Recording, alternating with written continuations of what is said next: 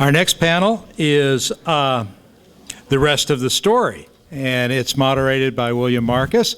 Very quickly, I would like to introduce William Marcus. He is Director of the Broadcast Media Center at the University of Montana and Station Manager of KUFM, Montana Public Radio, KUFM, both TV and radio, Montana PBS, and he's a graduate of the University of Montana School of Journalism. With that, please welcome Marcus, who will introduce the panel and lead us on. Thank you.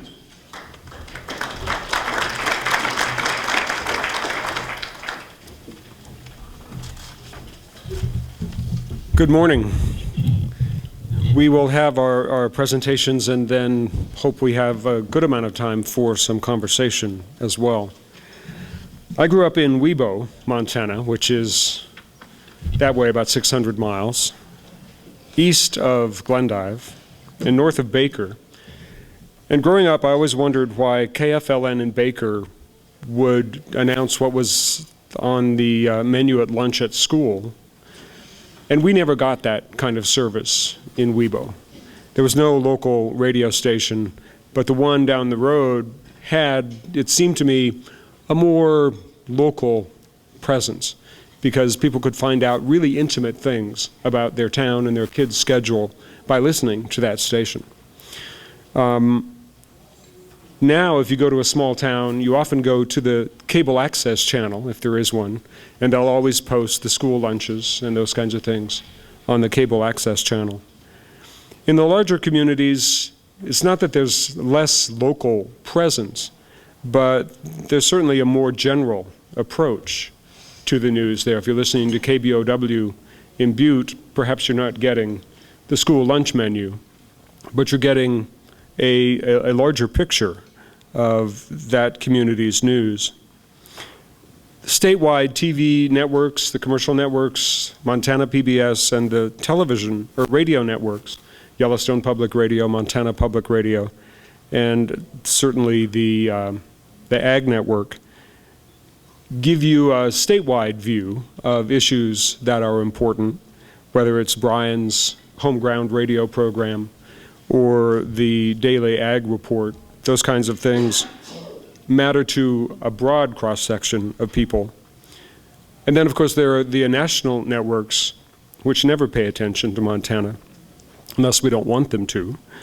And that's because, well, in television, Montana is 0.3% of the national television households.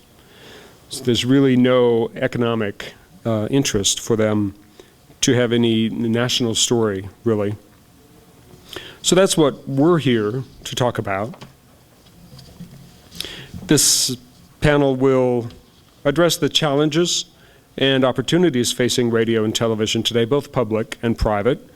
What does the future look like for our particular stations, our programs, and our industry?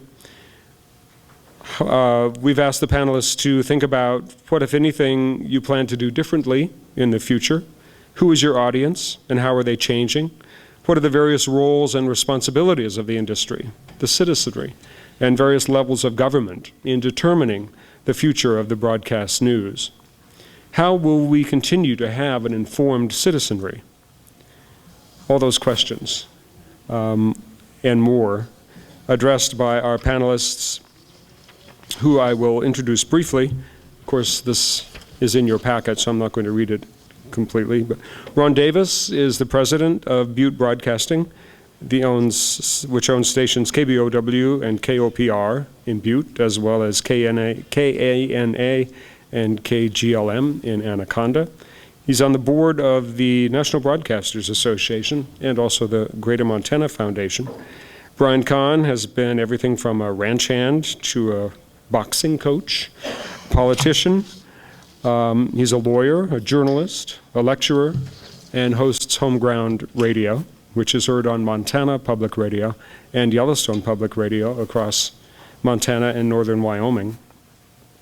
Stephen Maley is the executive director of the Helena Civic Television, a nonprofit community access channel in Helena, and also the founder one of the first managers, continuing manager of TVMT, which broadcasts the legislative happenings. And also, Stephen has been very instrumental in making sure that TVMT goes beyond just the legislative session. When there are interesting events in the Capitol, be they land board meetings or whatever, those are also available on TVMT, which is seen on cable channels around the state, as well on Channel 4 of Montana PBS broadcasts in Bozeman, Missoula, and in Billings.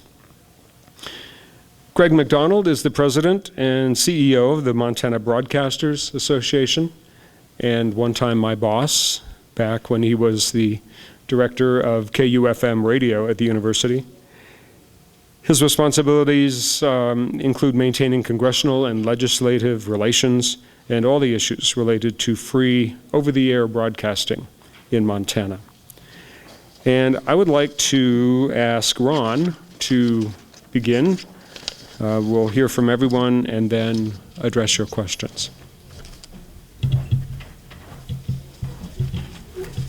Thanks, William. I know how this works. You ask the Butte guy to go first so everybody else looks better. So I'm kind of used to it. Well, I'm a little nervous to stand here before you and talk today because usually my audience is hiding behind a microphone and I can see you, and this isn't something I'm used to. A little history. I started at the radio stations that my wife Shelley and I now own 30 years ago as a junior in high school. I worked my way up through doing sports coverage, doing weekends, went to college working on education degree, and had so much fun in radio, decided to stay in radio. So it's been a labor of love and a lot of fun. So I've been doing radio at KBOW and KOPR in Butte for 30 years. And I've enjoyed those 30 years and have really noticed the changes. I worked for a man who was very well known in the industry, Shag Miller, who was a journalist who taught us all about the importance of being fair, being just, and making sure you cover both sides of the story. I also worked in radio when the Fairness Doctrine said we had to. And we're not allowed to just cover it and do the in-depth. When I started in radio, when we started doing the things that we did at KBOW and KOPR, your job was not to be the story, your job was to report the story. In radio, TV, I think part of the change that has damaged our credibility was the fact that the reporters became the story, or it was about them and not the story. And thank God we're slowly going back to reporting instead of being the news. I want to talk to you a little bit about industry that has been left by the road dead more than once. If you remember in the late 40s, early 50s, when TV was invented, radio would die. Radio would go away. We were in Philadelphia, Greg and I, last week, and we were talking a lot about this. In the 60s, the 8-track came out, portable music. They didn't need radio anymore. We survived. We got into the 70s, and people got active. The internet started to come around. All the things that have happened, radio's been left for dead. But in reality, radio is the first social network. We were the first network to understand being part of the society. You called your radio station to ask for your request. You called in and gave your child or your best friend's birthday to have them on the birthday box at the radio station. And yes, at KBOW, we do the school lunch menus. Not once, but twice a day. And not just on one station, but all of our stations. Why? Because our job, when radio was founded, we were told to serve our communities. We still believe that at our radio stations. I wouldn't be in radio as an owner or a broadcaster if I couldn't serve my community. I totally believe in that. And that's back in the late 90s. I was on the National Association of Broadcasters Board of Directors, a young man from Butte, Montana, who was kind of overwhelmed going to DC, that Mr. Smith type thing, and I was like, wow. And the first conference I went to, all of a sudden they're talking deregulation. It had passed. We can own as many radio stations as we want. We can do all this. We can do all these great things. And I sat in Las Vegas and I listened to the likes of Lowry Mays and such, who created these huge dynasties now in our industry, talking about how great radio is going to be because we're going to do away with the mom and pop. We're going to do away with the little guy. We're going to have better quality radio instead of this corny cornball stuff where we do school lunch menus on our radio stations. Well, they've learned. I was in Philadelphia last week, and the entire conversation is about getting back to what the small market guys are doing. I'm also the national chair of the Small Market Radios Operators Caucus, and it's based on small market owners, people in small markets, and our belief instead of letting the Clear Channels and the Emis's and the large people speak for our industry. And we spend a lot of time talking about the fact that we still cover our Council of Commissioners. We still do our local sports games. From 1998 up till about a year ago, it was really very difficult to do local hometown radio because it wasn't the cool thing to do, but we kept doing it. And in Montana, you'll find stations. Dwayne Williams up in Libby is a prime example of a man who goes way, way overboard for his community. We still have that in Montana. We still have the people that believe. Yes, we still have the corporate stations that maybe don't believe in that community, but they're going to get back to it. They're going to get back to it because how does radio survive? We're the social network in our communities. Our goal is to be the porthole to our community, and that's what we should be striving for. Now, how we evolved through that, it's difficult because even in Butte, for example, we always had a news director. We always had full-time news on our radio stations. We still have a talk show that's been running on the same time slot since 1948 called Party Line. It's a local vision into our community where we talk about anything from council decisions to, imagine that, dirty water in Butte, to stray dogs in Butte. That's always a good one. But just anything that's on discussion up to President Obama being on our, well, at that time, candidate Obama being in our studio or being there on the air talking. We touch the community every way we can. But we lost our news presence, not because we wanted to, because we couldn't find anybody that wanted to be a news person in a small town in Montana. We brought some people in that we thought might be able to work it out, but they didn't have the news background. I've been to Missoula. I've spoken to the School of Journalism in different classes, asking if somebody would like a job in radio. Better, believe it or not, we pay better than TV for news people, which isn't saying much, but still. But we just couldn't get that. So we have relied more on our own community involvement, different people on the station stepping up when items need to be covered. We still do spot news. We're still on the scene doing things. We're just not as active as we used to be. I wish we could be, and maybe someday now with going back to this, we may be able to find someone who's interested in doing that work. The hardest part in a markets our size is staying active. I go to work at 6 in the morning on the air on one of our FMs doing mornings right now, which I apologize to my listeners daily. I get off the air at 9. I become the general manager of the radio station. I do sales calls. I spend different time on different things in the community all day long and usually get home around 6:30, 7 o'clock at night, except Wednesday nights when I host a 2-hour local sports talk show from a restaurant in Butte. And then on weekends, I do play-by-play sports. So it kind of keeps us busy, keeps us active, and that's what's happening in our markets. That's why we need help. One of the things I want to talk about, and I wrote it down here, and I had a lot of other things, but this to me, listening to the paper people there earlier, listening to the print industry, and I went to the Lee newspaper in Butte, the Montana Standard, a few years back when I couldn't find a news director and said, why can't we partner? Why can't you come to me? Why can't we have one of your reporters in the morning read a story, a brief story, instead of using the AP, which, by the way, for radio stinks? Why can't we partner up together and create a porthole for our community together? Because in reality, isn't it local newspaper, local TV, local Montanans against everybody else for the attention in our communities? Why can't we partner? We're not competitors. People are going to buy your newspaper. They're going to buy my radio. They're going to buy TV. Together, though, we create a better portal for our community. That's where I see the future. Radio is designed and ready to move to the digital stage. We've done an excellent job preparing. We're a social media already, so we're already prepared for that. The move to digital, the internet locations. But why do we need to duplicate? Why can't we partner?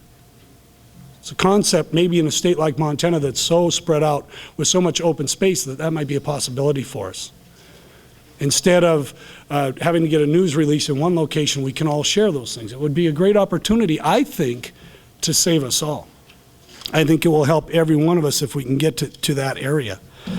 Finally, I do want to say about the future of radio. I think we're in a great position. HD radio is up and coming, not a lot in Montana. David Leeds in Havre does have HD radio on the air. There just aren't that many receivers out there. So do you put $40,000, $50,000 into HD radio, pay about double your power bill to keep it on the air when nobody has a receiver that can hear it? Eventually, those receivers will come. HD is in the works. It will happen. And it's going to be very positive for radio. But I think more important for radio, for all of us, is to get back to doing what we do best, and that's being local. Because if you're not local, you won't survive. People want what they want when they want it. But you know where they go when they really need to know? To their local entity. So we want to get back to being local. I urge all of us to get back to being local. Concentrate on local and drive our industries by working within our local communities. That's what we focus on at Butte Broadcasting. That's what we try to do every day. We are our community, and if we're not, we won't be around much longer. Thank you.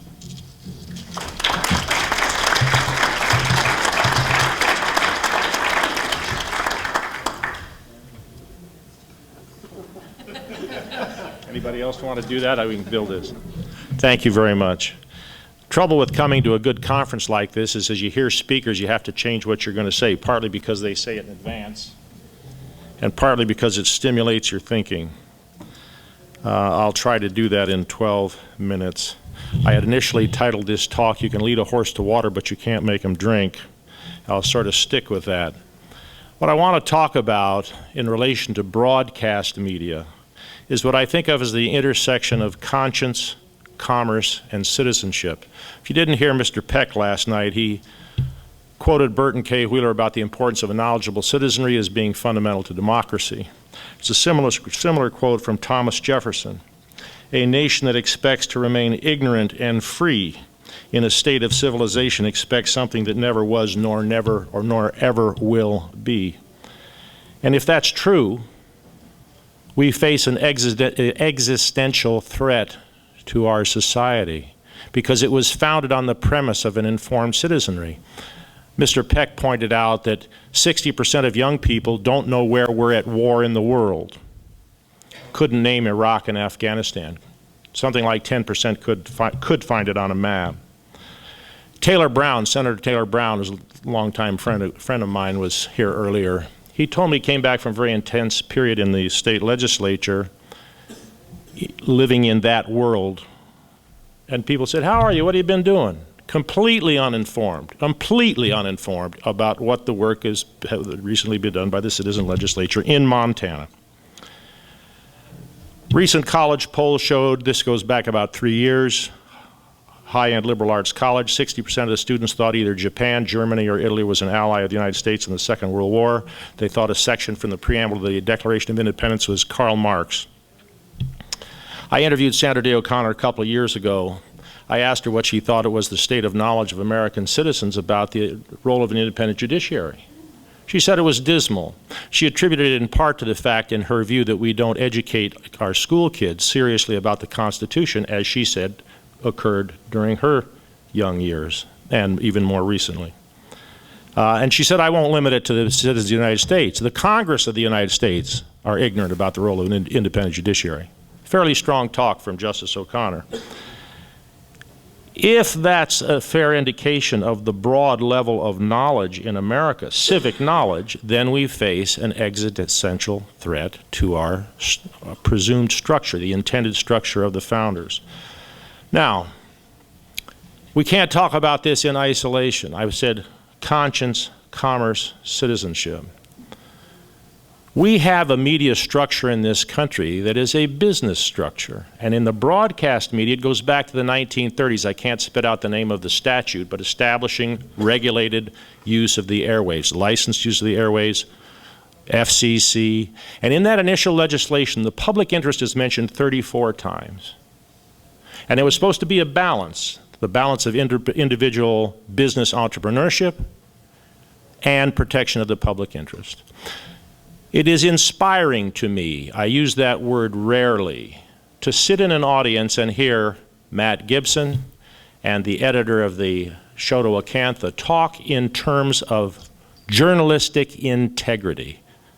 I'm saying they're serving the public interest. They might or might not use a different word. You talked about neighborliness, you talked about telling people, no, you're not going to have your journalistic integrity influenced by advertising.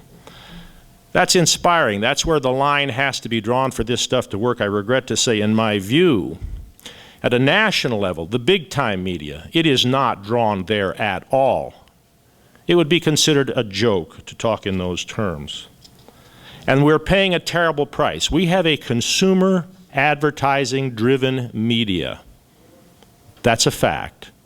The consequences can be debated. In my view, the consequences are cumulatively devastating, and they're the reason we have an uninformed citizenry. It's mindset, consumer versus citizen. You have to be one or the other first. You can be both. This is a nice Italian wool suit. I like it very much. But I don't like it as much as being a citizen of the United States of America and accepting the rights and responsibilities that go with that. Now, back to, those are sort of non-planned remarks. I have a couple of things I'd like to read. Talking about the content of television, how we use this medium, which is part public, but as the Supreme Court mentioned in the 1940s, it's more than a business. And when Matt talks, and is it Melody talks, it's business with principle. It's conscience-based business. And when you hear reporters talk about what they're about, you heard the words higher purpose, public service.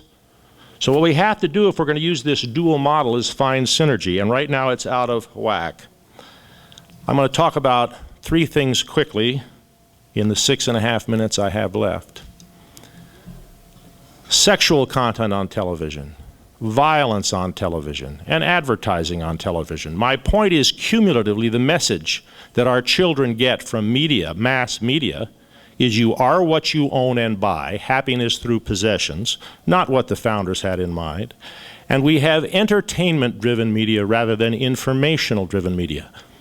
Walter Cronkite, Tom Brokaw, Dan Rather, Peter Jennings all have commented scathingly about celebrity news, trivialization of the news, news as entertainment. All this predates the economic transformation that has caused real problems for advertising-controlled or advertising-driven industry.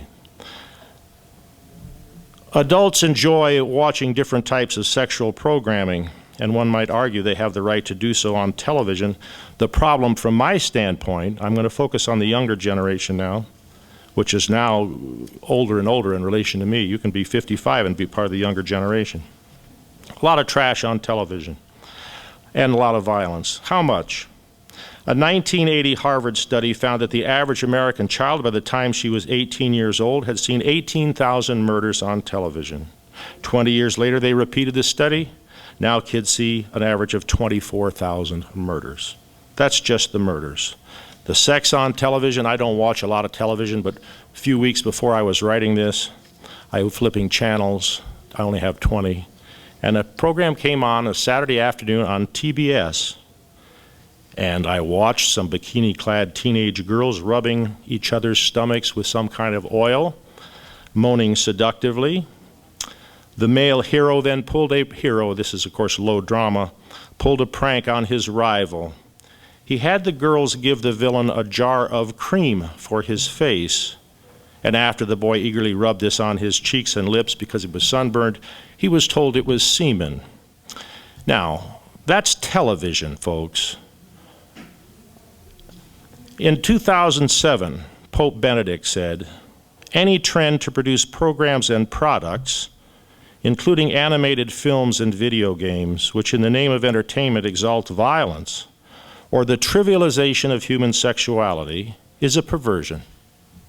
I'm not Catholic. I agree with the Pope. When I was growing up, no parent would have taken his or her child to see a movie of the kind of violence and sex we have on television. Either we were wrong then, or something's terribly wrong now.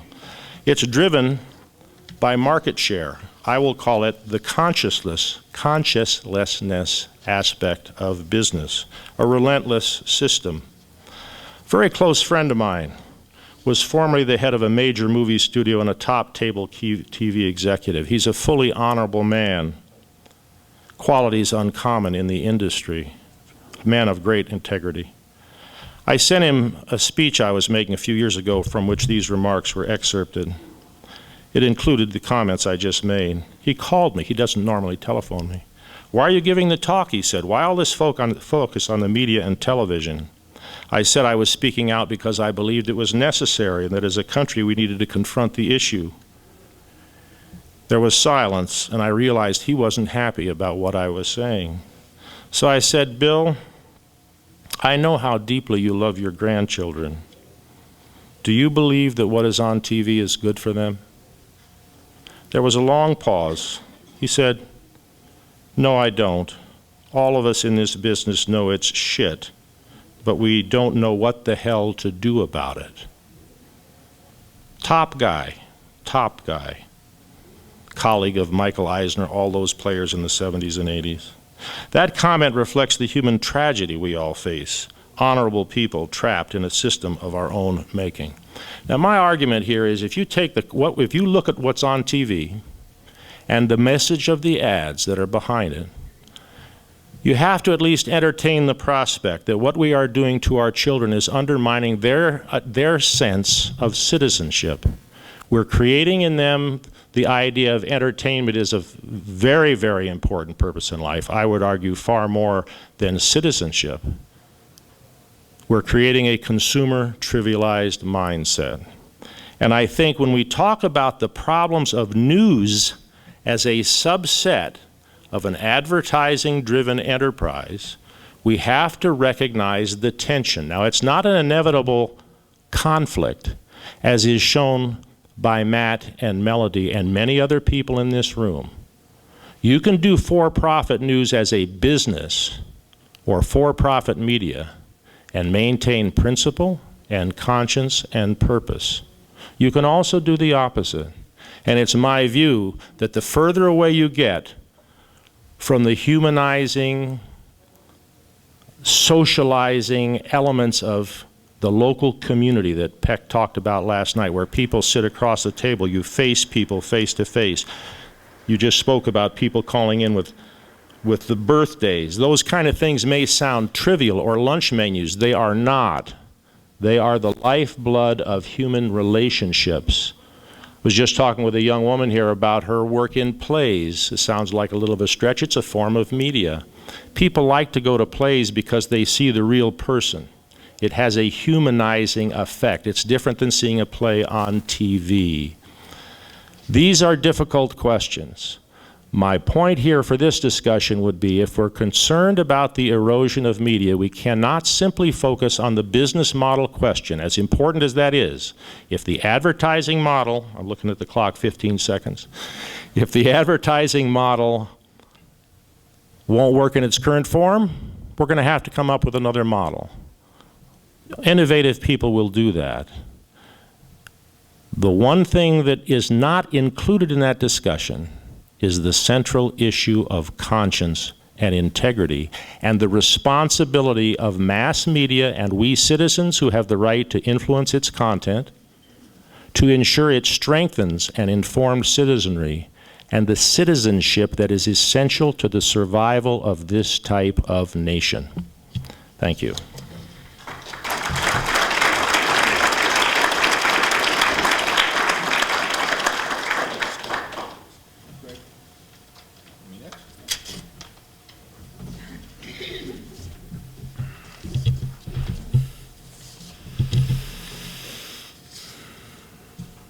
Well, I represent the broadcasters, so you'll be shocked to know that I'm going to disagree with a little bit of what Brian said. And more to the point, I represent the free over-the-air broadcasters in Montana. That does not include cable, and it does not include satellite. It was interesting when Matt mentioned that he was more like the radio and TV guys because his was a free distribution model. When we talk about free distribution models and free over-the-air broadcasters, trust me, it's only free to you. It's not free to Ron Davis, and it's not free to Matt. There's a lot of money involved, and that's why it is a business model. Many of the things that Brian mentioned, frankly, are cable. And I don't represent the cable folks, and there's no one really here that does. Stephen a little bit, but in a very, very different way. So when we're talking about Montana issues and Montana education and Montana information, I think we have to be very careful to remember that cable is not regulated in the same way that broadcast is. The kind of programming that he referred to on a cable system would not make it in the middle of the afternoon on a free over-the-air television station. And if you have any doubt about that, you can look back a few years, can't even remember how many years ago it was now, when a less than 1/2 second wardrobe malfunction during Super Bowl halftime has been in and out of the courts now for like 5 years. And every single CBS television network affiliate in this state is now still waiting 2 years after applying for their license renewal because of that CBS program. So broadcasters are highly regulated. And do I agree that all of the content is wonderful? Of course not. Any more than I agree that every newspaper and every magazine is wonderful, every book that's published is wonderful. They simply aren't. But I think we need to keep track of the fact when we're talking about the media in Montana, those are not the kinds of things that happen here. In terms of advertising, because of course, as Matt mentioned, and as Ron mentioned, we're commercial supported. And frankly, I think I can make a pretty darn good argument that commercials are a public service. And if you think that's not true, ask William how important it is on the Western Montana Radio Reading Service when they read the advertising. It's one of the most popular programs that those who are visually impaired want read on their radio reading service because it's information that's important to people in the community. If I need new tires, it's probably not a good example. If you're visually impaired, you probably shouldn't be driving, but if you need cornflakes, okay, you want to know that Albertsons has them on sale and Safeway doesn't. So anyway, I think that's a good service. Last night, Chris mentioned that, the world had changed and the world of media had changed. Well, actually, the whole world has changed. I look out and I'm, one of the older guys in the room. Wink, wink, nod, nod. I mentioned to Peggy Kerr at the break, I think the missing panel here are those interns who are out in the front, the 20-somethings who can deal with, how it is they get and use information. But the world has changed. When I moved to Missoula 35 years ago, I banked at a local bank. It was owned here in Missoula. The grocery store was locally owned. My tire dealer was locally owned. All of these have changed.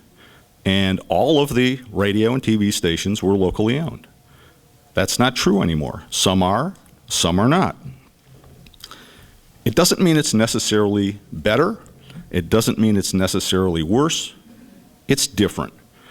And unless we learn, as Chris admonished us last night, to deal with that, we're going to be going along like a bunch of lemmings thinking that the world is the same world it was 45 years ago when I started in radio.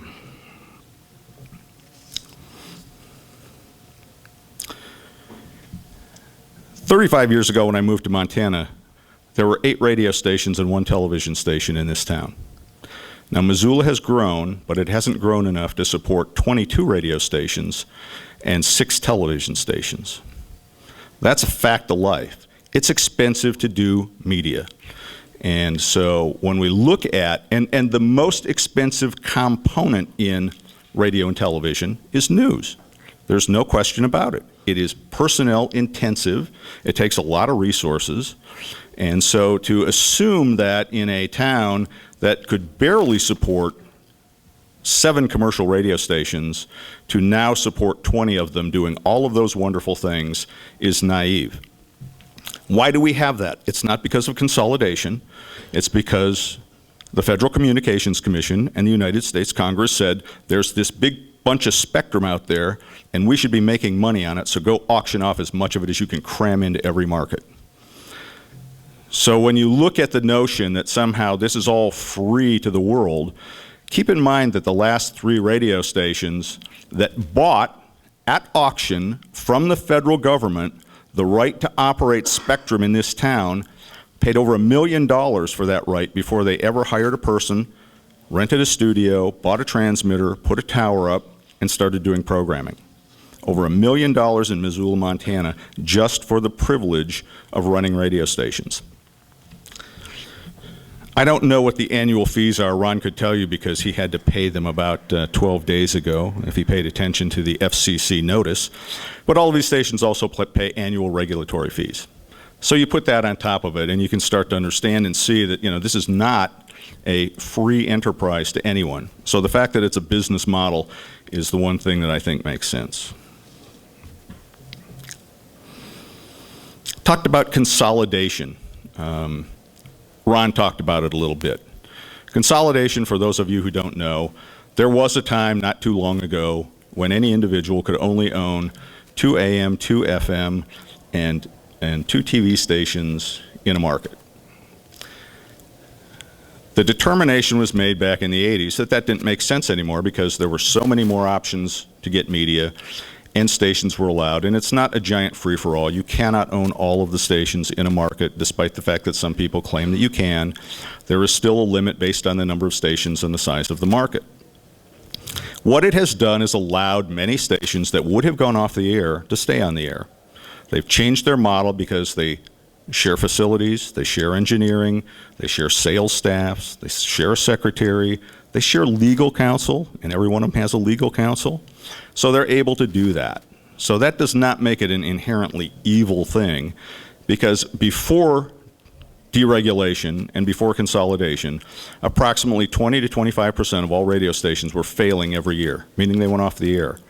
So the bottom line was, do you want a radio station that maybe plays too much country or too much Western? And of course, when I'm around, people say, well, what's radio like out in Montana? You just steal the old line from the movie, well, we got them both, country and Western. So anyway, it's a matter of, we have these many more voices. It allows people an opportunity to change the dial.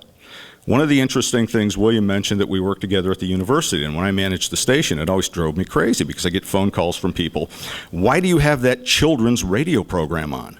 Why do you have the city council on? I don't like the city council. Why do you have on jazz? I don't like jazz. And I would tell them to do the same thing I do. I said, I don't listen to the city council all the time. My kids are grown. I don't listen to the children's show. I turn it off. And I manage the stations. You can do the same thing. You have freedom of choice. And that's what all of these channels give you. In terms of news in Montana, I would mention that a couple of years ago when the Pew Trust, which has been mentioned several times in the last day and a half here, did a survey and a study of local news. 2 of the 3 top television news stations in the country were in Montana. KTVQ and KULR in Billings were 2 of the top 3. They were number 1 and number 3 in terms of local news. So when we're talking about that, I would want to bring us back to the notion. I grew up in Detroit, Michigan. Detroit, Michigan does not have a daily newspaper anymore. There were 4 of them when I was growing up. I went to school in Ann Arbor, Michigan. Had one of the great local newspapers in the country. Doesn't exist. It's online, 100%. This July, it just abandoned the printing presses totally. So there's a model that obviously we have to deal with and try to figure out where we're going with.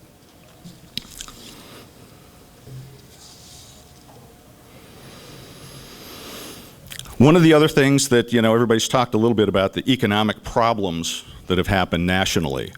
When people ask me how things are going in Montana, I say, well, they're kind of okay. And a large part of that is because we rarely get those giant upswings in our economy, which means we tend to not get the giant downswings.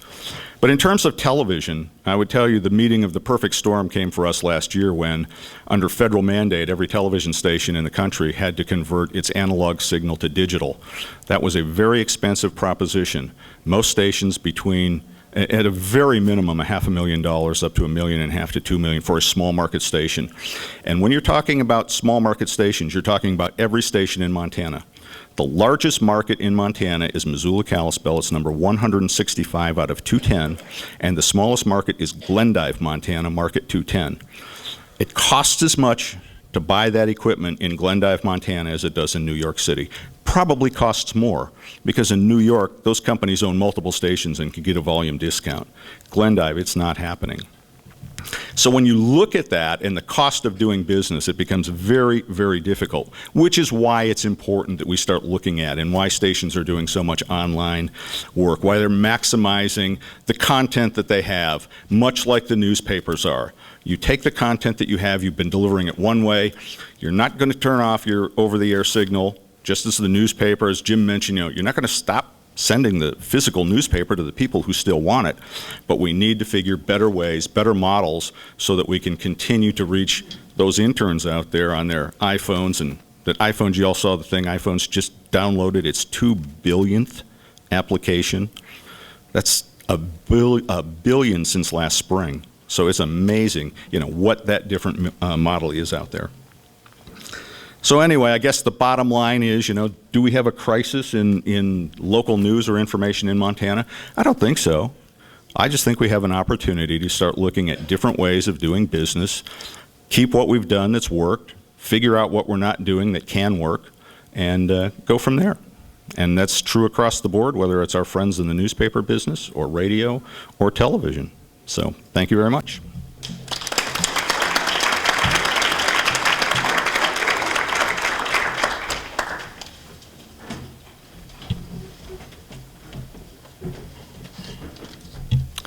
Well, like one of my predecessors up here, I'm awed by the audience and the people surrounding me.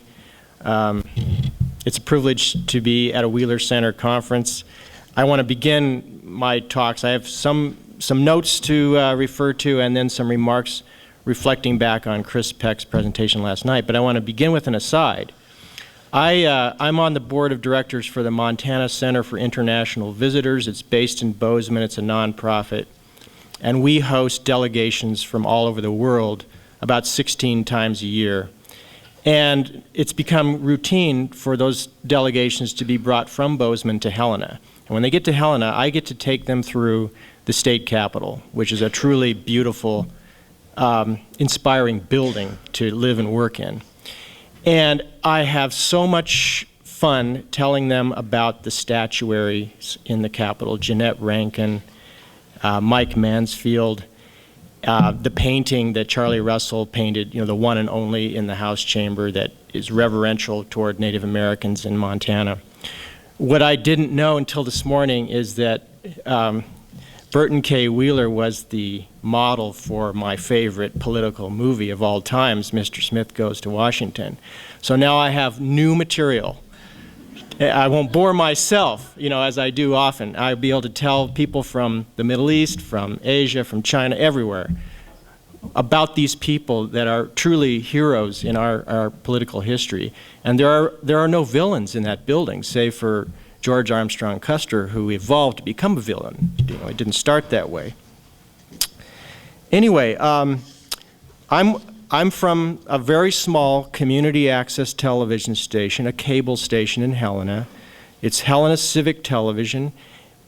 Very rarely are we identified correctly. In other words, we're called Helena Public Television, Public Access, Community Access, that cable station. Well, I want to assure you that we very deliberately chose the term civic at our outset as a community access station. And there are only two others extant in the state that fit the same model. Missoula Community Access Television, which happily is here today covering this, and there's one in Billings. We are the most recent formulation of what's called public education and governmental media on cable. Anyway, our mission is, we make television with, by, and for the people of the capital city community. That's our core mission. We have an additional extraordinary job to do with TVMT, and I'll address that later. It's a one-of-a-kind situation in the United States. We've heard several references back to Burton K. Wheeler's statement about an informed people as the basis of and the necessity for successful democratic government. I believe we meet the Wheeler test in very many ways. We occupy a very unusual niche in the marketplace of the media. We actually are our own genre of television, but we meet the test in many ways. We are strictly nonpartisan. non-commercial. We are reality-based. We're not like the reality television on commercial TV, which is fake reality. We are the real thing. Most of our programming is unfiltered, unedited content covering government, education, cultural events. We don't make news. We're unlike most of the other folks here. We don't make the news. Our programming is newsworthy. It is news of a sort, but we don't make the news. We are, of course, dedicated to the values of localism. We're now dedicated to the localism that attaches itself to an entire state. You know, Montana's like one big town.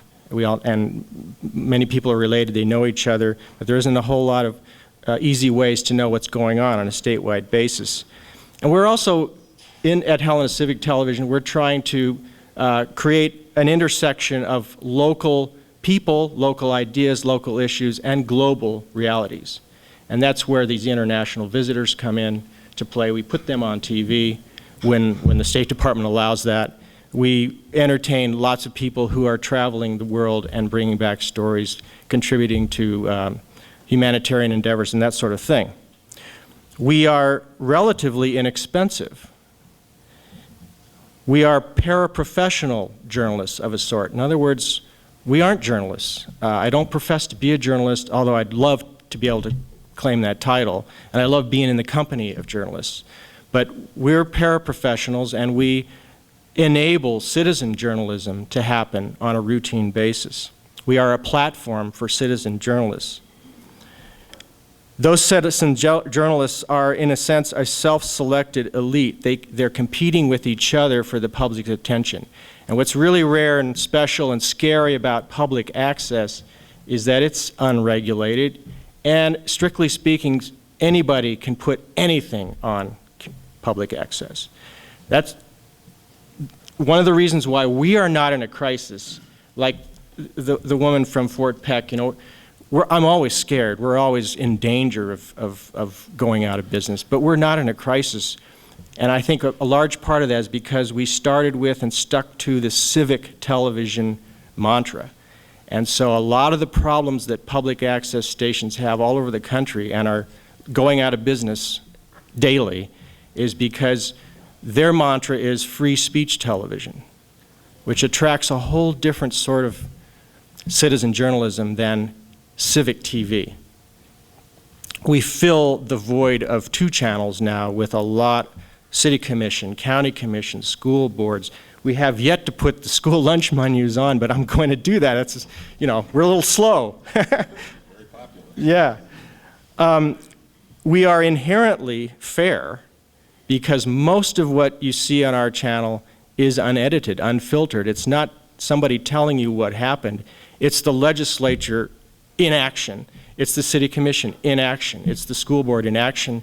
And I shouldn't leave out, it's nonprofit organizations who cannot afford to go into the commercial media and advocate for themselves. We are basically free. We have very low membership fees, but we have dozens and dozens of nonprofits who show and tell their work on our station. Now, a bit about our audiences. They are completely unmeasured. There's no metric on our audience. They are diverse, I'm certain of that. We get a lot of evidence, anecdotal evidence coming in from all over the state with respect to TVMT, and I haven't spoken to that yet.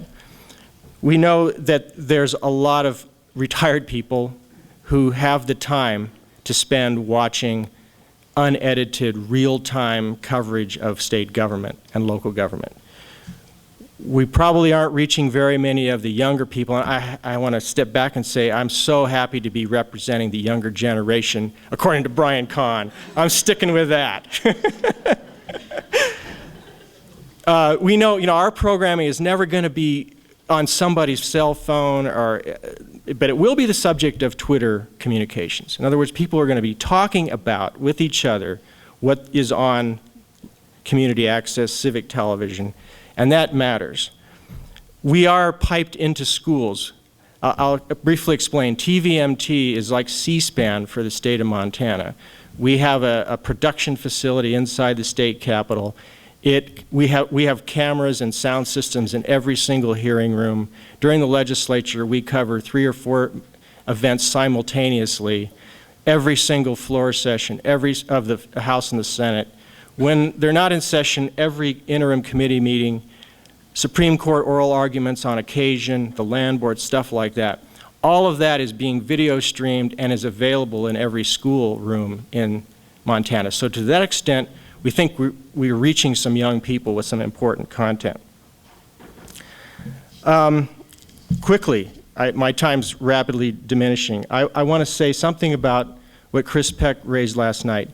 He was very eloquent in describing how once in a while you have to step back from the barrage of usually disturbing information from the media and realize that even though your neighbor next door is a foxaholic or something like that, you know, you're going to be able to relate to them as good neighbors, and that's what really matters. Well, we all know that Montana is a divided state. Just like the United States, we're divided basically in half, red, blue. Underneath all that is the common public interest, the purple of real life, of neighborliness and friendliness. Well, I have some stories to tell. Maybe there isn't time now, but I have some stories to tell you from the Capitol about how we've experienced this division in the state and how I think our form of media helps to bridge those differences. But I'll consolidate a number of them into one thing. I'm really worried about something that I think a lot of you are worried about. It's not the money, it's not the business model, as real as those challenges are. It's the only thing that can break Montana apart, to ruin the purple union and create a solid, almost violent division. The only force in our life is the media that can do that. No force of nature is going to divide our community. And I've been to other parts of the world recently where it's the media that has driven people to the point of genocidal violence. And of course, I'm not envisioning anything of that sort in Montana. But I can tell you one specific thing. We had a dinner party, a backyard barbecue with some people that family friends we've known for many, many years. It's a lovely evening. It's summertime. We've made it to a lot of trouble to be good hosts and lay out the spread and everything. And there's wine, of course, lots of it. And after a certain amount of time, the conversation goes towards politics. And that's the time when Sarah Palin was raising the death panel thing. And that became the focal point of the conversation. And my wife brought this up with one of our guests and said, well, you know, she's such a liar or something, you know, not complimentary.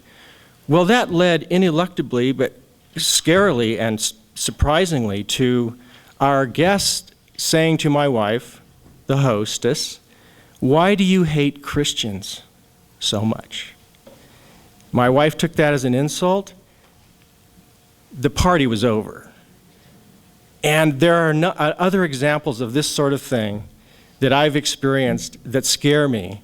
And it's really about what's going on in the media intersecting with normal, friendly, convivial, neighborly relationships. And I'm hoping that reality television, this strange genre I work in, is somehow going to help ameliorate the possibility that media will crush Montana's solidarity. My time's well overdue. Thank you.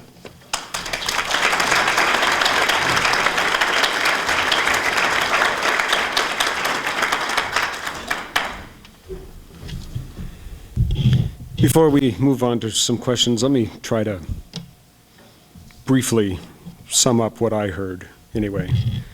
You heard from Ron Davis, who runs radio in Butte, about radio being the first real social network, and how in many ways the social networks that are growing now on the internet come from that first model of interconnecting a community, that small market outreach to the community is coming back in a leadership point for the national media, and that certainly partnerships between radio and other media in the market is a way that we can broaden the availability of news to people, that there shouldn't be necessarily a competition between those two.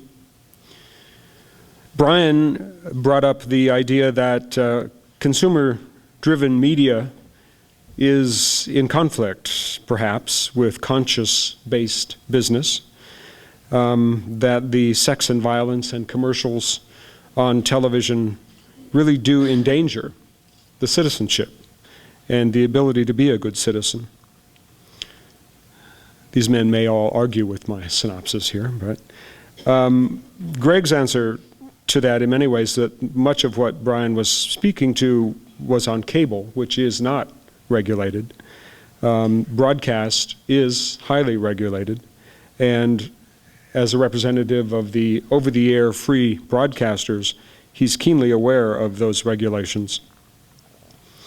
The fact that what was once local ownership has changed, in the Missoula community anyway, and that local TV news, which is such an important source for a community, is very expensive. The cost of a license for a station is very expensive.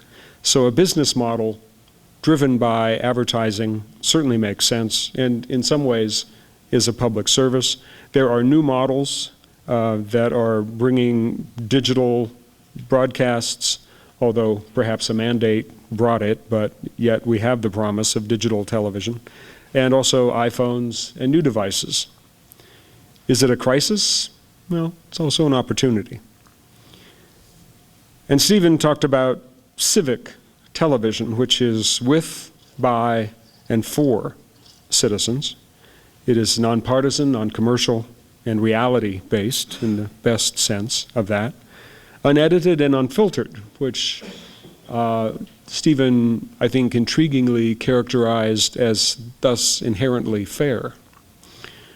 It is a platform for citizen journalists and is unregulated, but then you get into the sort of internal challenge between free speech television and civic TV. And the last thought, that media, we're all here to talk about how media can bring us together and keep us informed, that media can emerge as a primary wedge between us as well.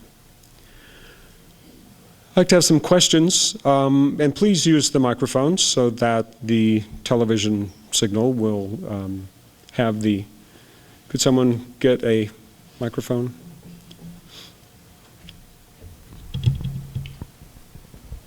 Matt Gibson. Yeah, Greg and Brian, I'm wondering, with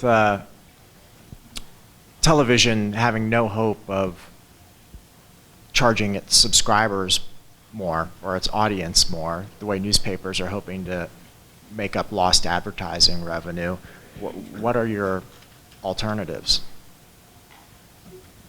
You're in the business. Well, I think there's a couple of them. I mean, much like newspapers, part of it is repositioning the content that they already own, going to the websites, going to download kind of things on wireless apps.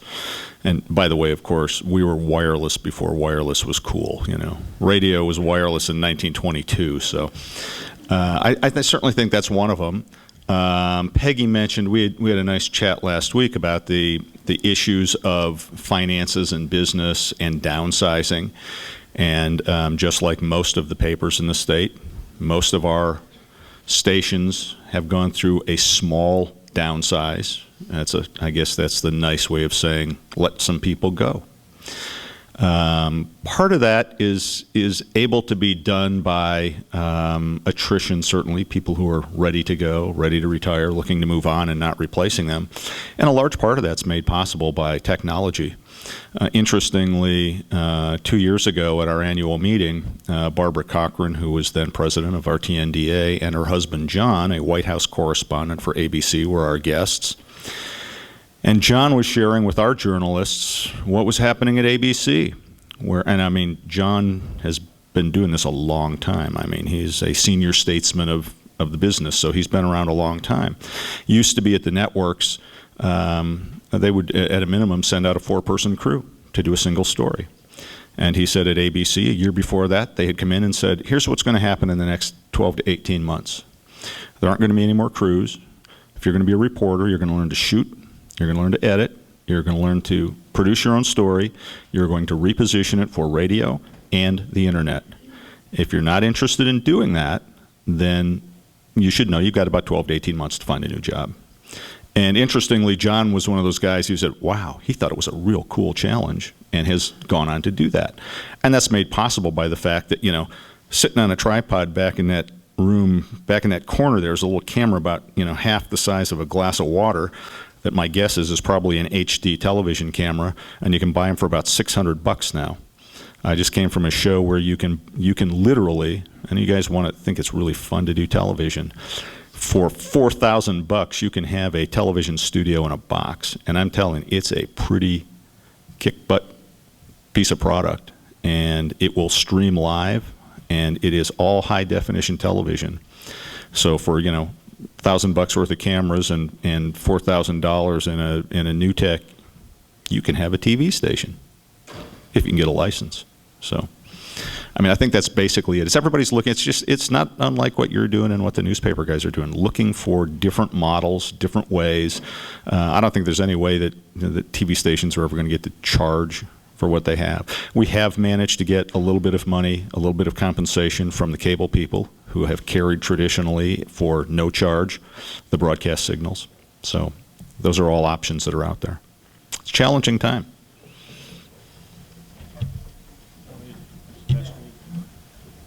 Looking at it from a different perspective, I'm interested in programming programming and I would say public service ads at a completely different level than we have them now in the United States. I look at the potential of non-commercial television to enhance personal and civic values. We have dabbled in it as a culture. I don't know where Corporation for Public Broadcasting gets its money. I'd like to see a tax. I know that's a very popular word in America today. I'd like to see a tax on national corporate media. There'd be different ways you could do it, or you could do a tax like the BBC does, I guess a tax on television sets.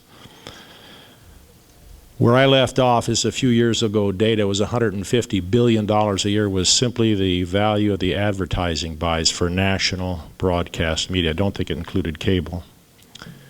So a 5% tax on that amount of money would be 19 times the annual budget of the Corporation for Public Broadcasting. I think, bottom line, you need a revenue stream, no free lunch. I'd like to see funds like that used to produce a vast array of world-class educational programming for kids, parents, seniors, diverse educational channels, and what I'll call world-class public service advertising. We do some public service advertising, for example, on anti-smoking. They're starting to do some on obesity, which is a problem that threatens the national budget if not dealt with. There's a huge potential there to hire the same people that do commercial advertising to promote all sorts of civic values that I think would be agreeable to a very broad array of citizens, from fundamentalist Christians to progressives, in terms of personal responsibility, civic responsibility. They're the kind of things that we kind of take for granted in Montana, and I think part of this discussion is based on the implication that what we have here, and I'm far from arguing that it is all perfect. That I would think is a romantic illusion, as Taylor Brown's experience in the legislature shows in terms of the disconnect. I mentioned that while you were out, Taylor. But that nationally the disconnect is much, much greater. So I think we need a revenue stream to have specific media targeted to enhance civic values in America. Yeah. I'm Robin Ascata, Wheeler Board, and I should also mention that I'm a former advertiser. I was the brand manager for Dewar's Scotch for the United States, so we did a lot of advertising. But you might be interested to know that the spirit companies had an informal gentleman's agreement amongst themselves that no one would advertise on broadcast television because really it was too expensive for a long time, and so they all advertised in print. And that agreement's since been broken because now you'll see spirits advertised on cable, not on the open channels. But my question is to Brian, because he raised some very provocative points and some that probably trouble all of us. How do you get out of the vicious circle of giving people what they want on television and in the news? The smutty tabloids, the entertainment news are cash cows. Why? Because people want that sort of stuff. So how do you, in the media, hold back the money that's flooding in from providing a service that people want? It's a great question. And I think all of our views, well, there's always the risk of rationalization and self-interest in all of us. It may be rationalization to say, to simply conclude that's all there is to it, meaning people gravitate toward the lowest common denominator. I will only say this, if that is in fact what the American people want, and this level, as indicated by Mr. Peck last night, of resultant civic knowledge, we are finished as a democratic society over time. That's the fact. That would be, that's a conclusion that I'm not willing to go to, not just as a romantic person, meaning idealistic or believing in what the founders had to say, but based on my exposure to a broad diversity of citizens in this state and in other places. I find people are very interested in high quality civil discourse. I find people are very concerned about their communities. So there is somewhat of a disconnect between the level of media and our indisputable interest in entertainment, broadly defining that term, and my experience of the clear civic interest of people. And I don't think, my non-scientific conclusion is the media as it stands now does not reflect the potential of the American mind. Now that may sound sort of pie in the sky, but if you listen to like Walter Cronkite, who was no bleeding heart, neither was Jennings, rather Brokaw, they'll all comment about the decline in the news precipitated by a business decision. They were losing money in news, and the executives, either under pressure or not, made the decision that they could maximize profits by dumbing down news. So that's documented. Now, did Americans watch Walter Cronkite? Yeah. Why did it lose money? Maybe because real journalism costs a hell of a lot of dough. I mean, maybe certain things don't pencil out in the marketplace. Now, the final thing I would just say is, my proposal is not to do away with that commercialization, is to tap into some of the revenue stream and use it to fund something else. Then we would find out over time. For example, Steve Station has a lot of great stuff. I'll say as a former documentary filmmaker, the production values are not good. They don't have the money. You do an interview, it matters how you shoot the people in the interview if you want to hold listeners, right? Part of it's a visual medium. They don't have the resources for it. I'd like to see them have the resources so that when you look at that interview, first-class sound, first-class images, part of that's money. So we need a revenue stream. And then we'd find out over time. Thanks for the question. This is really totally off topic, but since you mentioned you worked for Dewar's, and I represent commercial folks, it was John Dewar who very famously back in the 1890s said, keep advertising and advertising will keep you. And I like the Scotch, actually. One more. I'd just like to make one additional comment, and really kind of taking up on both Chris's statements last night about, you know, Iraq and Iran and where people go, and Brian's comments. I don't think, I mean, certainly the media, and I mean all of the media, and I'm going to include cable in here, has a responsibility to provide accurate information. But I don't believe it's the media's problem that only 10% of students know where Iran and Iraq are. I think we need to start looking at what happens in our educational institutions and in our schools and teach them how to be responsible consumers of the media, which I've over the course of many years have tried to help do, but also to bear in mind it is not the responsibility of Ron Davis to teach geography. That's not his job.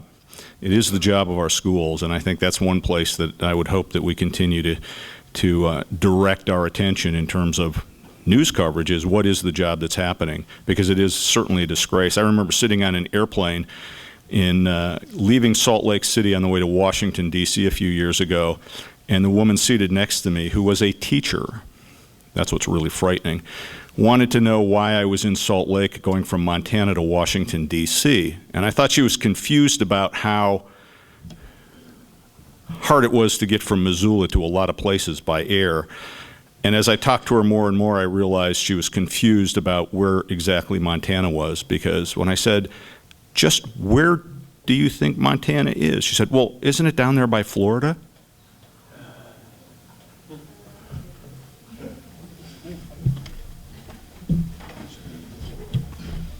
And on that happy note,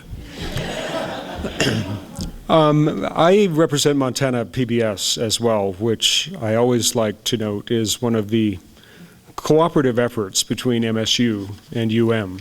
We have stations on both campuses and serve the entire state in what I think is an effective, efficient way. And I've been in this room for a couple of hours now, and I haven't heard it, and I'm sure it's been said, but I want to say it again, how much I appreciate the fact that the Wheeler Center and the University of Montana and the School of Journalism are working together to produce this important conference. So my compliments to all of you who made this happen. Are there any other questions, or should we, a little over time, but yes? I have a quick question, and it deals with what I think I'm hearing, some recommendations that we would consolidate or share resources. And I'm wondering from your perspective, particularly from the news I'm going to take the mic there. From your perspective, do you have any fear of a narrowing of perspectives when there are fewer reporters involved in reporting on any given issue? What I'm afraid we're heading to is we will have the same story available to people in a community just from different media, but the perspective would be the same.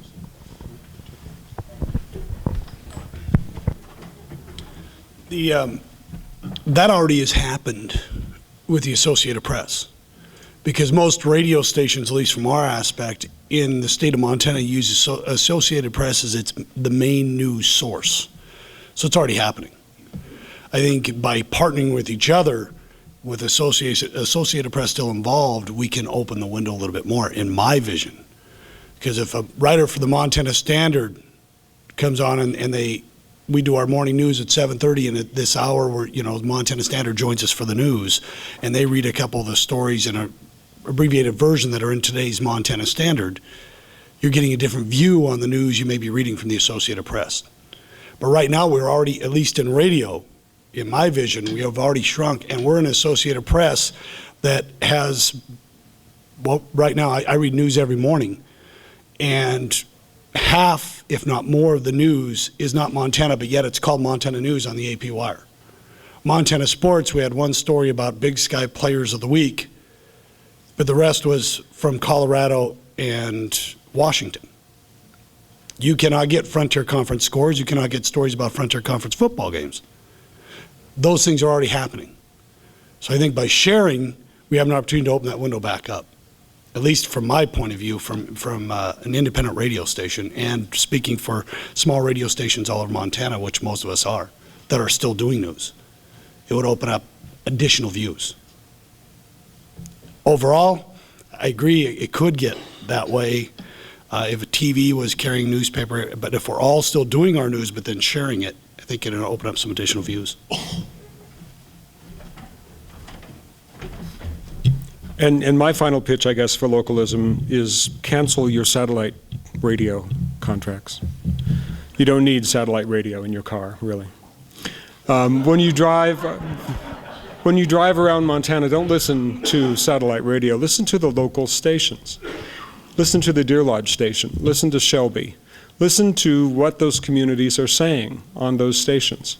And you'll hear, I think, a certain heartbeat of Montana that is true community and is a place where we need to invest and educate and nurture, because it's a very important resource for this state.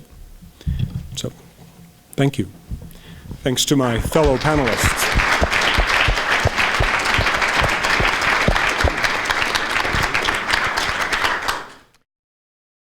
Our luncheon speaker is David Macomber, and I've been fascinated in, in looking at David's vita, his resume, the places he has been and what he has done, because he, in many respects, crosses the borders of everything we've talked about so far today. That he has a strong background in print news. He at one point was the editor of the Daily Range, to everything from the Daily Range in Renton, New Mexico, to the San Francisco Examiner. He was at one point the editor for the Seattle Post-Intelligencer, and took that newspaper from a print news to a web-based news source. He is currently the media group and editor of The Advocate in Stamford, Connecticut, and the Greenwich, Connecticut Times. He is very active in thinking about and looking at the both the role of the media in civic discourse and the transitions and values of both print and web-based sources of news. So with that, I would ask you to please welcome David Macomber.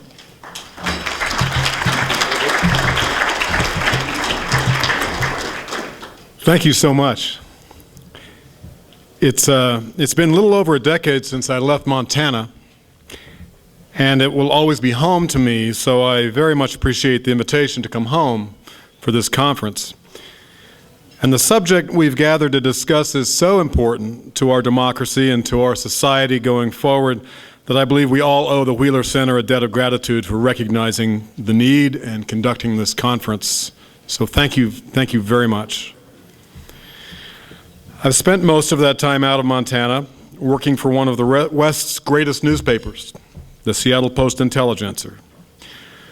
So much wonderful journalism was done there during that time by such a relatively small staff facing such long odds and so much stress, literally on the knife's edge of elimination all that time, that having been a part of it will always shine in my heart. That experience, like that of John Temple and his great staff at the Rocky Mountain News, is already almost legendary, an oddly hallowed journalistic garden of stone where the sum of our skills and aspirations suddenly gave way to the sum of our fears. It has been 6 months since Hearst, the company I still work for, disconnected the PI's life support, and today I can see that move as both curious and incredibly sad and inevitable. The journalist in me, the partisan in the long, murky war we fought with the Seattle Times, our putative business partner in a joint operating agreement who had also sworn someday to kill us, finds it curious indeed. Our war, fought so well and so admirably by the journalists in the trenches in Seattle, had in the business side of things been much more oblique and far less elegant. I liken it to a sumo wrestling match between two elderly contestants with arms tied behind our backs, tied by the Justice Department and the JOA, and also by our own aversion to risk. But our demise at the PI was doubly odd because somehow, improbably, we had won that protracted and often inelegant struggle. We had prevailed at great cost and effort in a lawsuit fighting the Times' effort to put us out of business. And almost immediately after that victory, we embarked on an agonizing, slow-motion suicide. Yet from a business perspective, the print PI's death seems utterly natural, particularly when you realize it was part of a newspaper industry and a newspaper group long used to comfortable profits, which had found itself with a decided lack of motive power adrift on a sea of red ink. Let me give you an example. Chris Peck talked last night about how the Commercial Appeal used to make $50 million a year and now makes $1 million a year. Well, as 2009 began, the PI's sister Hearst newspaper, the San Francisco Chronicle, was losing almost $2 million a week. So you can't really blame Steve Swartz, president of the Hearst newspaper division, for coming to Seattle on the 5th day of his tenure in that job and ending the PI's 147-year run. Despite its culture of journalistic excellence, the PI, with its own red ink balance sheet and its maverick JOA status, inextricably bound to a reluctant and inept controlling business partner, was a logical candidate for the guillotine. The Seattle situation presented the opportunity also to do something truly exciting and innovative. After jettisoning the print product, to relaunch SeattlePI.com, already a very successful site, as an independent product out of the clutches of the JOA, with no newsroom to support or be supported by, and see if it could stand on its own. And the Seattle situation has in fact become an apt metaphor for the situation we face across the country. Consider this. If you go back to August 2008, SeattlePI.com that month attracted 46 million page views. An impressive performance when you consider the print PI had a circulation of around 115,000 at the time. In other words, SeattlePI.com was, according to Nielsen ratings, firmly in the top 20 of U.S. news sites, while the print PI was somewhere around the 55th largest newspaper in the country. Well, fast forward a year, in August 2009, now there's no newspaper at all, no traditional news staff to feed the site. But last month, SeattlePI.com served 46.1 million page views, a 100,000 page view sliver more than it had a year earlier. But wait, what about that journalism that I love so much? What about the City Hall coverage, the award-winning business report, the sports, the top-ranked arts criticism and food writing? What about the I-Team that I once got to lead? What about Andy Schneider, a two-time Pulitzer winner, coming over here to Montana and breaking maybe the best and saddest environmental story of our generation? What about all that? Truth is, it's gone, at least 90% of it. 120 out of the staff's 140 journalists are gone. But the page views remain. Why is that? Clearly, the SeattlePI.com experiment shows one thing that everybody with a newspaper website would do well to remember: print and online audiences are fundamentally different. Yes, it's partly generational, but it's more than that. And newspaper websites, while they're correct to leverage their legacy brand of the newspaper, cannot simply mirror the newspaper's content. They need to do more and be more. The fact is, uncomfortable as it is, news sites can thrive very well, thank you, with precious little of what you and I would call excellent in-depth journalism. Now, that's not to say that everyone who consumes news online has no use for investigative work or other in-depth reporting. But it does tell us that far more people are looking for quickness, clarity, organization, some attitude, some diversity of views, and yes, a little entertainment, to use the dreaded E word, in their web news experience. Now, I should add that the PI and its general manager, my friend and former colleague Michelle Nicolosi, has been very clever. Through canny staff selection and good fortune, SeattlePI.com has managed to retain several of the PI's marquee columnists, basically because those people are financially comfortable, they don't want to move, and they still want an audience for what they write. So they're working for a fifth of what they used to work for. Well, clearly that's not a sustainable model going forward. But the fact is, the site was already a mature and a pioneer, in some ways, news website, quite courageously and controversially pushing into non-traditional news and yes, entertainment. I remember the day a PI web producer got the bright idea of assembling a 100-photo slideshow of actress and fashion maven Dita Von Teese.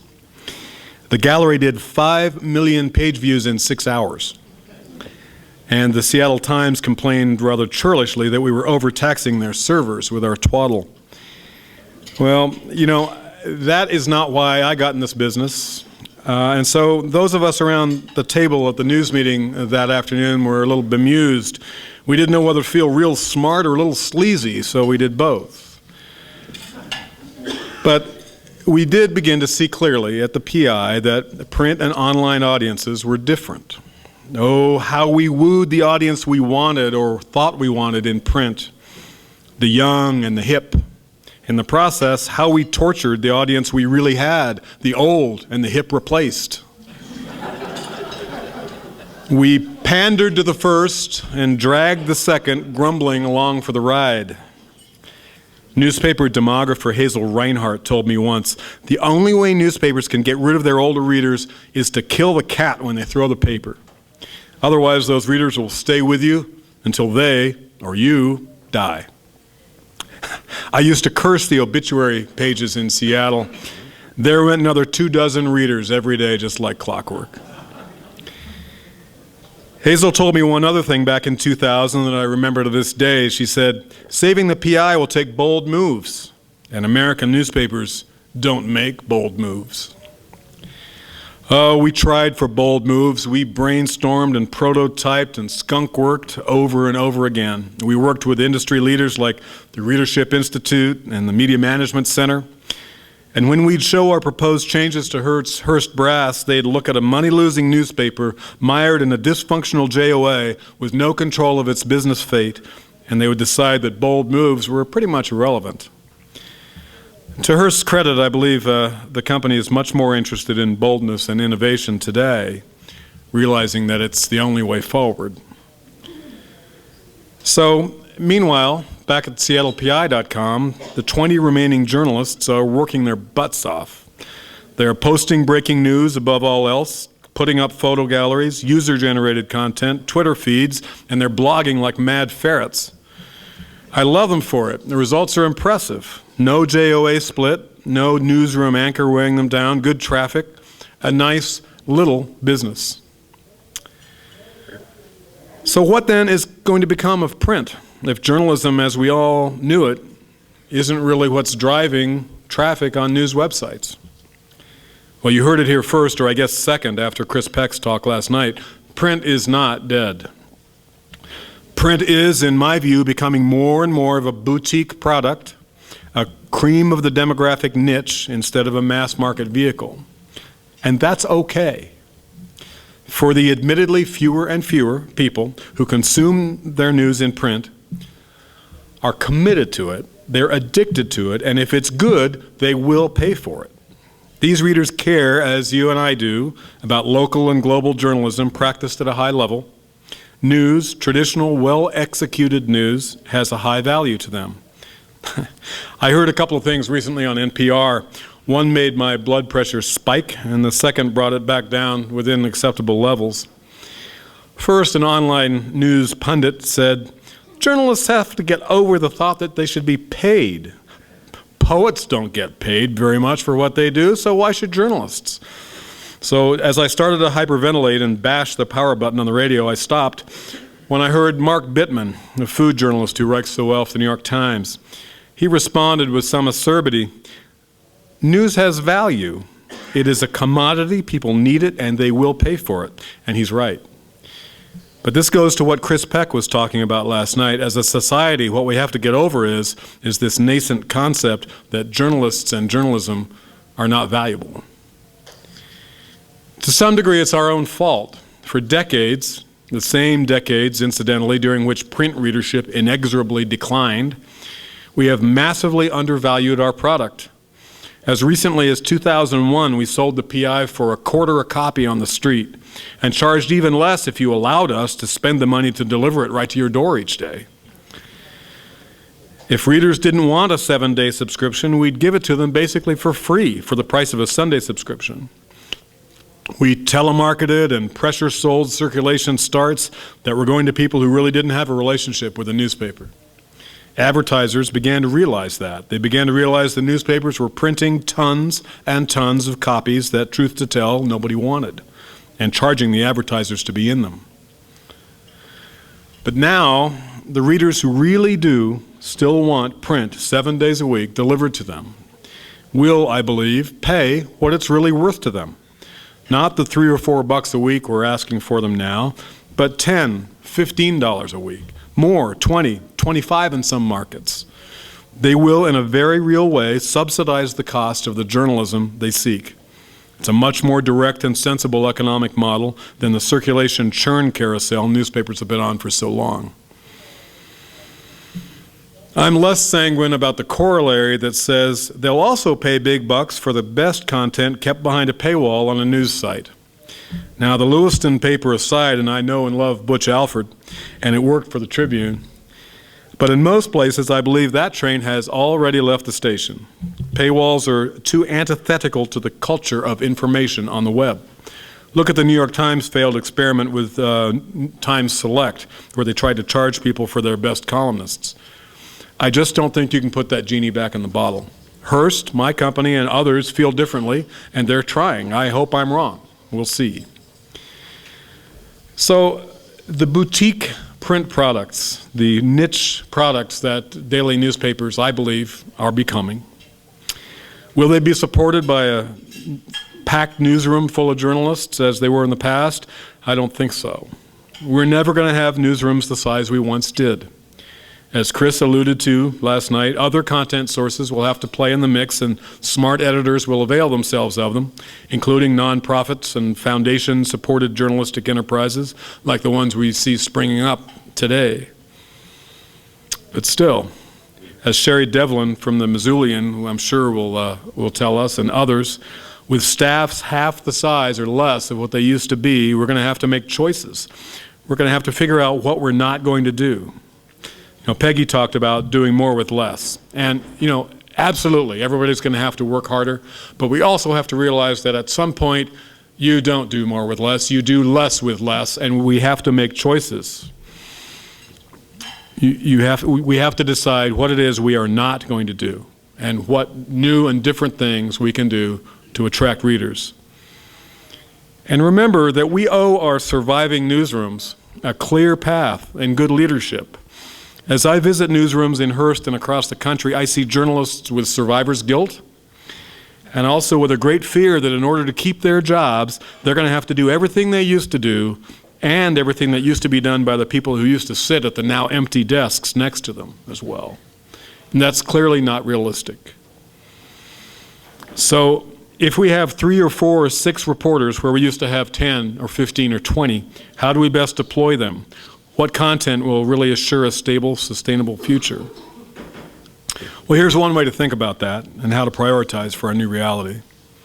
Number one, we're going to have to abandon the model of being a total paper of record, of using our staffs and our newsprint to record every tiny bit of community news. There's a bigger purpose there. We're going to have to cede that to some degree online to the hyper-local citizen journalists, hopefully on our own websites. We need to recruit those people and host them and develop a relationship with them. Otherwise, we're going to get our lunch eaten. Because what's going to happen is these hyperlocal sites, if they're allowed to develop organically without our news sites being part of the equation, they're going to start banding together in regional organizations and selling advertising together. And when they do that, we're going to be cooked if we let it happen. And we're late to the game in trying to prevent it. We need to be much more aggressive in trying to recruit committed community citizen journalists to our websites. But I submit that just as we're serving a reduced print audience that's at the top of the demographic heap, we've got to use our reduced staff, the smaller numbers, to produce a product that's top of the heap in terms of quality. Now that sounds impossible, but it's not. If we can give that audience striking photojournalism, sophisticated narrative writing, excellent visual presentation, because in this media-savvy landscape, they'll expect it and demand it. And most of all, we have to give them memorable, aggressive, local enterprise and investigative reporting. You know, too many people blame journalism for what is a business problem in our industry. No part of the fix we find ourselves in can be blamed on the excellent execution of the craft of journalism. And newspapers have always been able to do better enterprise and investigations, better in-depth work than any other medium. It's what we're good at. Going forward in this boutique world that print finds itself in, that kind of work is not part of the problem, it's part of the solution. I think that as long as print lasts, which I believe will be quite a while, even the smaller newspapers, like some of the ones in Montana, some of the ones I'm focusing my efforts on in Connecticut, will be smart to go for the long ball, for high-impact investigations, for the kinds of stories that have the power of change behind them. If we do that, print markets will return the favor by allowing newspapers to charge realistic prices for their product. And advertisers will, I believe, willingly buy into that niche concept because they'll love the premium demographics that come along with it. Frankly, less clear is whether online news sites can overcome the fragmentation and commoditization of content on a zillion sites. I think part of the answer to that is using smart curation and excellent, energetic content production, and it's really gets down to the nitty-gritty. SeattlePI.com is a good example. You know, traffic numbers are good, the content is generally excellent, and yet revenues are still clearly far below levels that normally engage media players like Hearst. I think an oft-repeated question over the next few years as sites like SeattlePI.com reach the next level will be, well, that's a nice idea, but will it scale? Can you build it? Can you make it bigger to where it'll actually help support you? The content is the key. It always has been. This business is, at its core, all about telling stories. It was back in the Montana newspaper days, so beautifully recalled by Dennis Swiebold in his book, and it still is today. The newspaper model has been disrupted by truly revolutionary technology and simultaneous social change. But it will recast itself and go forward. It will shake out. The recession will end. Times will get a little better. Let's remember to stay positive and keep doing the work that old-fashioned journalists used to call our public trust.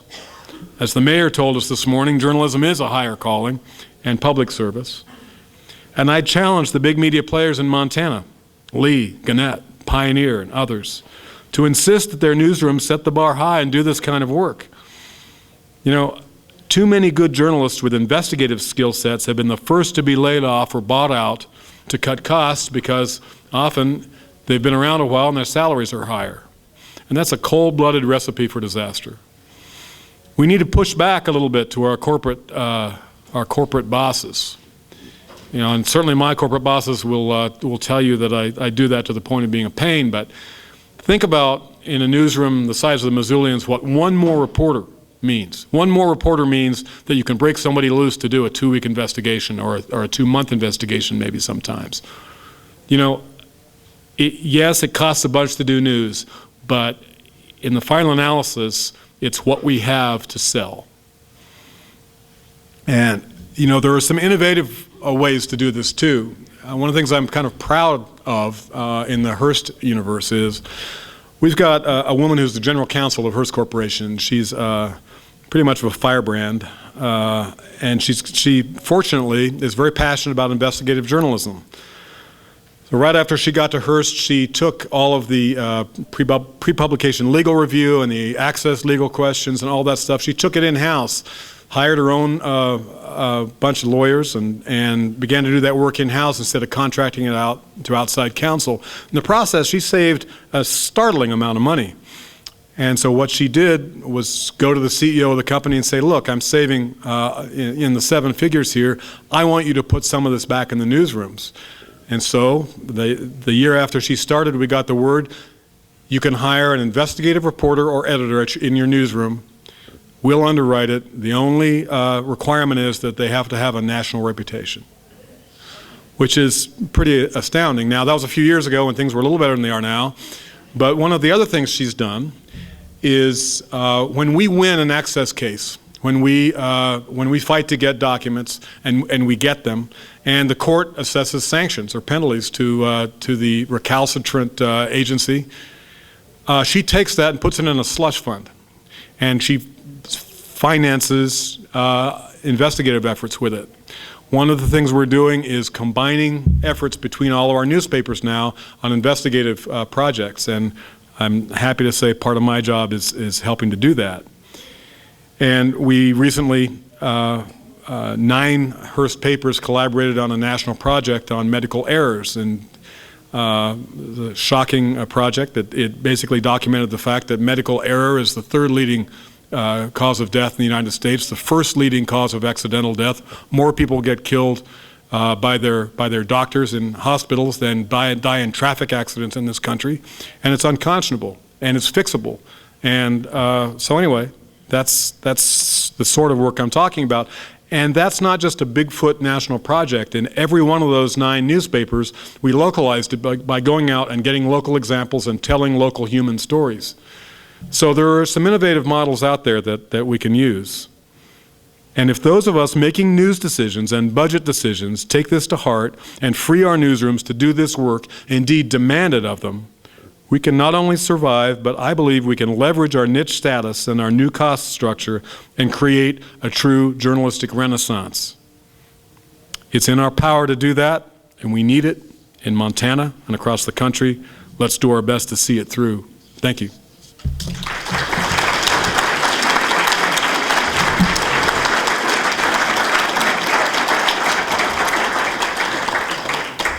I'm happy to try to answer any questions. Do I have some time to do that? Yes. Okay.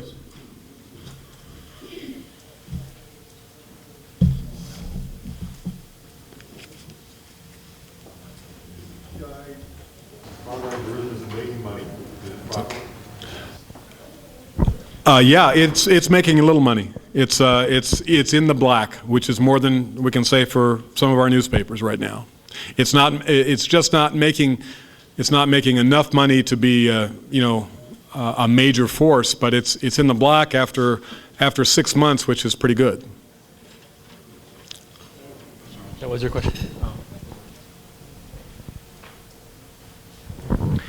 Your characterization of boutique print strikes me as, quite logical. I'm not contesting that that's a direction that you may need to go or are going, but the consequence of boutique journalism is frightening to me.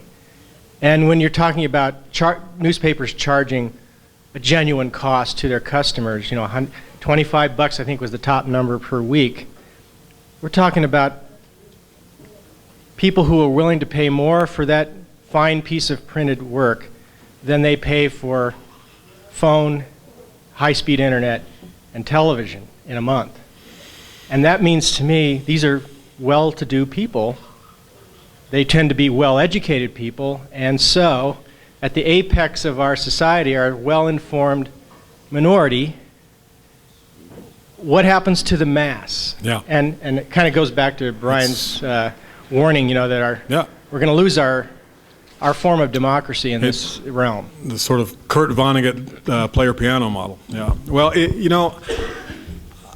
I believe the other piece of that, though, is that the websites that are providing a mix of news, they're providing, as I said, some infotainment, if you will, and a lot of other things to attract other readers, are also carrying the products of our print newsrooms. And it doesn't mean those are the only people who are going to read this stuff. It's that the people who want to read it in print, that's what they want, and we need to deliver it to them. Now, one of the ironies of the PI situation always in my mind was, our print circulation had slowly been declining for a while, but because of the website, far more people than ever before, ever in the 140-plus year history of the paper, were seeing the work of the journalists in the newsroom.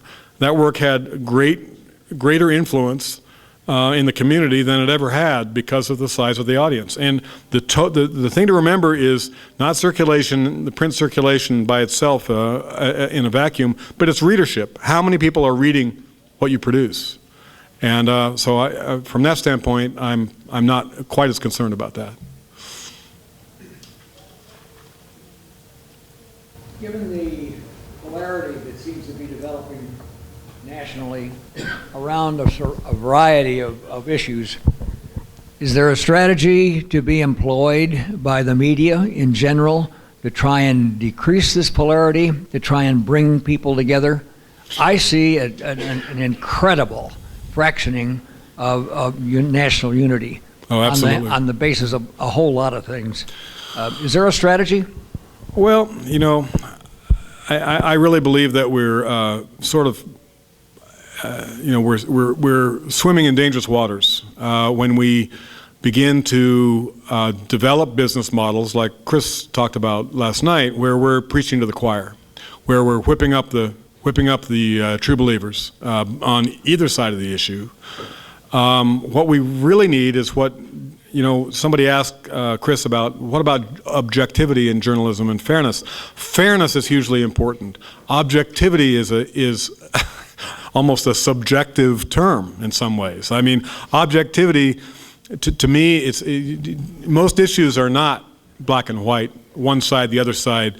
They're either multifaceted or they're somewhere in the squishy middle. And so it's our job as journalists and professional journalists, I think, to plumb that middle and to really try to get at the essential truth of a story, as opposed to, you know, what the thing that kills me is when I see, you know, the on the one hand, on the other hand story. What we need to do is leverage our expertise as journalists and write with authority and write right down the middle, and rather than try to build a model of false objectivity that we've clung to for a long time.